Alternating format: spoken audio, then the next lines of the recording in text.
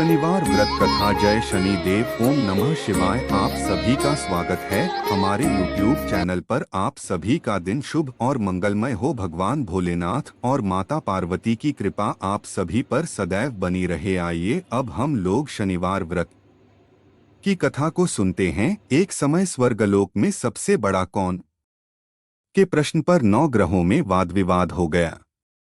विवाद इतना बढ़ा कि परस्पर भयंकर युद्ध की स्थिति बन गई। निर्णय के लिए सभी देवता देवराज इंद्र के पास पहुंचे और बोले, हे देवराज, आपको निर्णय करना होगा कि हम में से सबसे बड़ा कौन है। देवताओं का प्रश्न सुनकर देवराज इंद्र उलझन में पड़ गए। इंद्र बोले, मैं इस प्रश्न का उत्तर देने में असमर्थ हूं। हम सभी पृथ्वीलोक में उज्जैनी नगरी में राजा विक्रमादित्य के पास चलते हैं। देवराज इंद्र सहित सभी ग्रह देवता उज्जैनी नगरी पहुंचे। महल में पहुंचकर जब देवताओं ने उनसे अपना प्रश्न पूछा तो राजा विक्रमादित्य भी कुछ देर के लिए परेशान हो उठे, क्योंकि सभी देवता अपनी अपनी शक्तियों के कारण महान थे। किसी को भी छोटा या बड़ा कह देने से उनके क्रोध के प्रकोप से भयंकर हानि पहुंच सकती थी। अचानक राजा विक्रमादित्य को एक उपाय सूझा और उन्होंने विभिन्न धातुओं स्वर्ण, रजत, चांदी, कांसा, ताम्र, तांबा, सीसा, रांगा, जस्ता, अभ्रक व लोहे के 9 आसन बनवाए।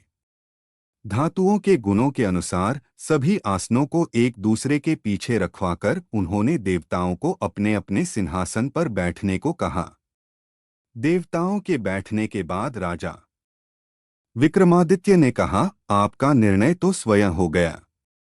जो सबसे पहले सिंहासन पर विराजमान है वही सबसे बड़ा है। राजा विक्रमादित्य के निर्णय को सुनकर शनि देवता ने सबसे पीछे आसन पर बैठने के कारण अपने को डोट छोटा जानकर क्रोधित होकर कहा, राजा विक्रमादित्य, तुमने मुझे सबसे पीछे बैठाकर मेरा अपमान किया है। तुम मेरी शक्तियों से परिचित नहीं हो। मैं तुम्हारा सर्वनाश कर दूंगा। शनि ने कहा, सूर्य एक राशि पर 1 महीने, चंद्रमा 2.25 दिन, मंगल 1.5 महीने, बुध और शुक्र 1 महीने, बृहस्पति 13 महीने रहते हैं, लेकिन मैं किसी राशि पर 7.5 वर्ष 7.5 तक रहता हूँ। बड़े बड़े देवताओं को मैंने अपने प्रकोप से पीड़ित किया है। राम को 7.5 के कारण ही वन में जाकर रहना पड़ा और रावण को 7.5 के कारण ही युद्ध में मृत्यु का शिकार बनना पड़ा। राजा, अब तू भी मेरे प्रकोप से नहीं बच सकेगा। इसके बाद अन्य ग्रहों के देवता तो प्रसन्नता के साथ चले गए, परंतु शनिदेव बड़े क्रोध के साथ वहां से विदा हुए। राजा विक्रमादित्य पहले की तरह ही न्याय करते रहे।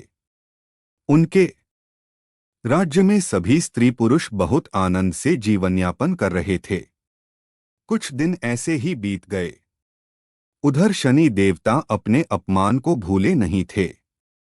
विक्रमादित्य से बदला लेने के लिए एक दिन शनिदेव ने घोड़े के व्यापारी का रूप धारण किया और बहुत से घोड़ों के साथ उज्जैनी नगरी पहुंचे।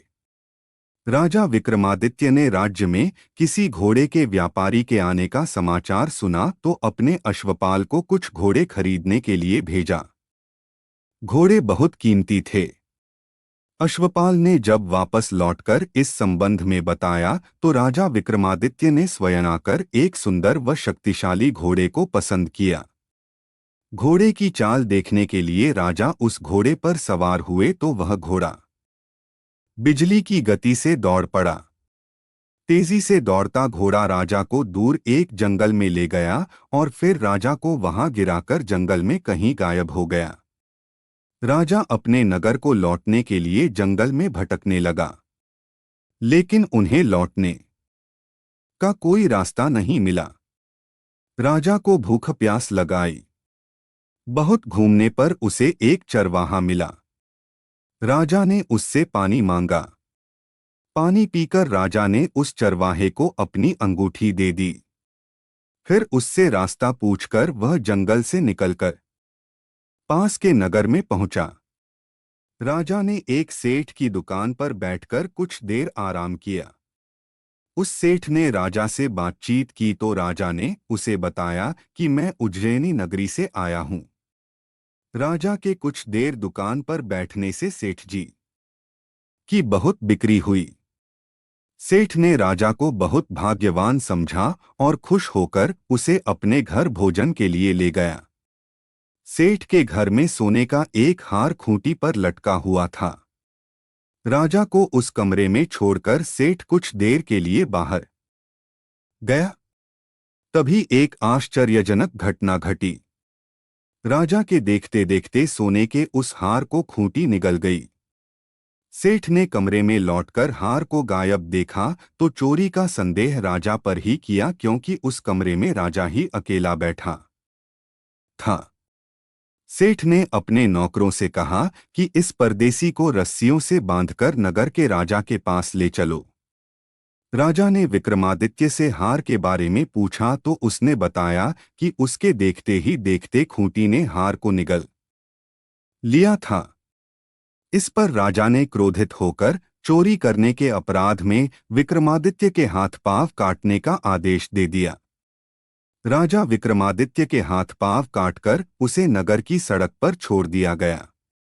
कुछ दिन बाद एक तेली उसे उठाकर अपने घर ले गया और उसे अपने कोल्हू पर बैठा दिया।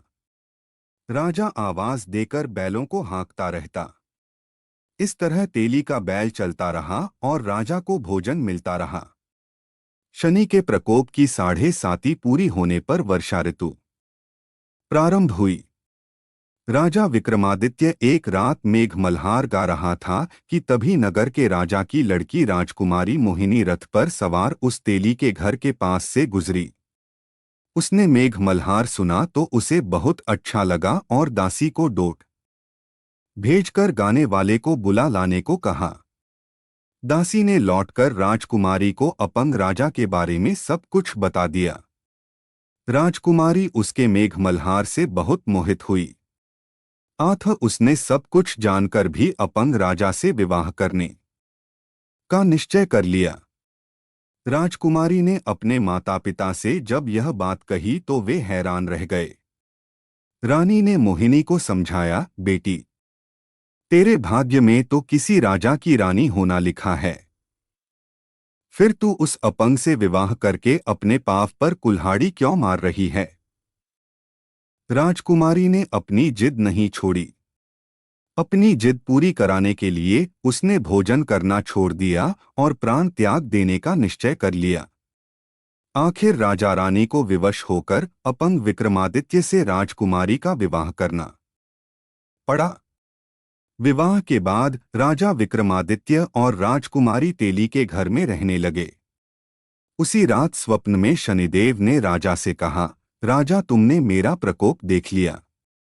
मैंने तुम्हें अपने अपमान का दंड दिया है। राजा ने शनिदेव से क्षमा करने को कहा और प्रार्थना की, हे शनिदेव, आपने जितना दुहक मुझे दिया है अन्य किसी को न देना। शनिदेव ने कुछ सोचकर कहा, राजा, मैं तुम्हारी प्रार्थना स्वीकार करता हूँ। जो कोई स्त्री पुरुष मेरी पूजा करेगा, शनिवार को व्रत करके मेरी व्रत कथा सुनेगा, उस पर मेरी अनुकंपा बनी रहेगी। प्रातःकाल राजा विक्रमादित्य की नींद खुली तो अपने हाथ पांव देखकर राजा को बहुत खुशी हुई। उसने मन ही मन शनिदेव को प्रणाम किया। राजकुमारी भी राजा के हाथ पांव सही सलामत देखकर आश्चर्य में डूब गई। तब राजा विक्रमादित्य ने अपना परिचय देते हुए शनिदेव के प्रकोप की सारी कहानी सुनाई। सेठ को जब इस बात का पता चला तो दौड़ता हुआ तेली के घर पहुंचा और राजा के चरणों में गिरकर क्षमा मांगने लगा। राजा ने उसे क्षमा कर दिया, क्योंकि यह सब तो शनिदेव के प्रकोप के कारण हुआ था। सेठ राजा को अपने घर ले गया और उसे भोजन कराया। भोजन करते समय वहां एक आश्चर्यजनक घटना घटी। सबके देखते देखते उस खूंटी ने हार उगल दिया। सेठ जी ने अपनी बेटी का विवाह भी राजा के साथ कर दिया और बहुत से स्वर्ण आभूषण, धन आदि देकर राजा को विदा किया। राजा विक्रमादित्य राजकुमारी मोहिनी और सेठ की बेटी के साथ उज्जैनी पहुंचे तो नगरवासियों ने हर्ष से उनका स्वागत किया। अगले दिन राजा विक्रमादित्य ने पूरे राज्य में घोषणा कराई कि शनिदेव सब देवों में सर्वश्रेष्ठ हैं। प्रत्येक स्त्री पुरुष शनिवार को उनका व्रत करें और व्रत कथा अवश्य सुनें। राजा विक्रमादित्य की घोषणा से शनिदेव बहुत प्रसन्न हुए। शनिवार का व्रत करने और व्रत कथा सुनने के कारण सभी लोगों की मनोकामनाएं शनिदेव की अनुकंपा से पूरी होने लगीं। सभी लोग आनंदपूर्वक रहने लगे।